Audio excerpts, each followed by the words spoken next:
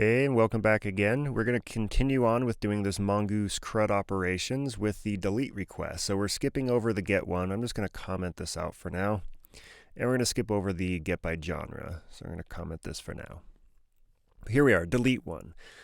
So Mongoose has quite a few methods for deleting and updating. After reading through their documentation, they do suggest some specific ones for a few reasons, and you can read into it if you're interested.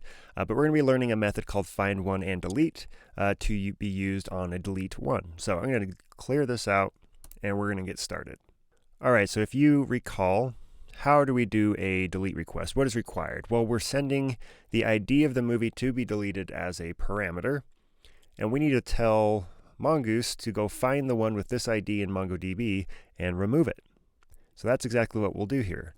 We'll say movie.findOneAndDelete. Now, this will come back with a callback function with the error, and funny enough, the deleted item. If it was successfully deleted, it does send you back a copy to say, hey, this is the one that we removed. But how do I tell findOneAndDelete which one I'm looking for? I know I'm going to have to use this parameter, but where does it go? So this is the first time we'll see sending in some criteria to a query.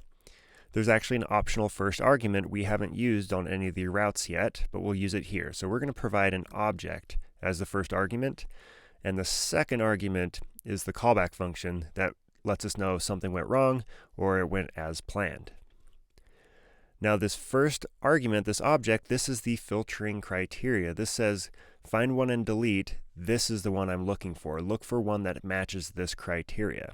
So the one we're looking for is the one that has an underscore ID equal to this parameter. So rec.params.movieID.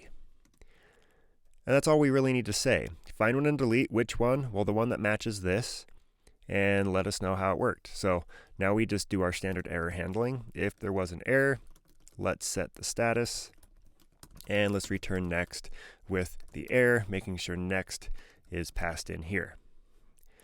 If it went well, then we will get a copy of the deleted item. And this is up to you, right? You're writing this API. What do you want to send back on a successful delete? I personally don't really have need for a copy of that item to be sent back. So I'm going to return a res.status 200, everything went fine, and send back just a message. And this message is going to say, successfully deleted item, title from the database. So they are sending this object back. This is whatever movie was removed. And we're just using that, to put the title in a string here and let the front end know, hey, that was removed. All right, and that is all we should need. So let's go and try to remove something from our database in Postman. So we'll come back here. We'll do a get request. All right, our movies are still in here. Let's remove Iron Man. So I'm going to get their ID. I'm going to put it at the end of the endpoint here. And I'm going to change this to a delete request. So let's give this a shot. We'll send. And there we go. Successfully deleted item Iron Man from the database. Let's prove it. Let's remove the ID from the endpoint.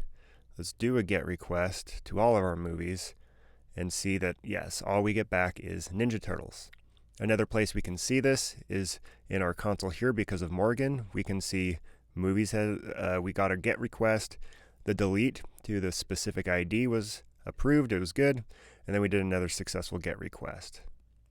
So a little bit more to this route, right? We need to specify, we need to tell Mongoose which one are you looking for? Well, the one that matches this criteria. And you can really do whatever you'd like in this object. I could say find all that have a title equal to, Iron Man. Now this would not be very good. It's hard coded, so regardless of what ID I sent, it would always just try to find and delete Iron Man movies. That's always an option, and we can use this object for genres, all the filtering and such that we need later. We don't always have to put just one thing in here either. If we want to be very specific, we can say, it has an ID of this parameter. Also, it must have a title of, something else. And then it will only find and delete the one if it matches both of these. So we can get very specific in what we're looking for in these endpoints.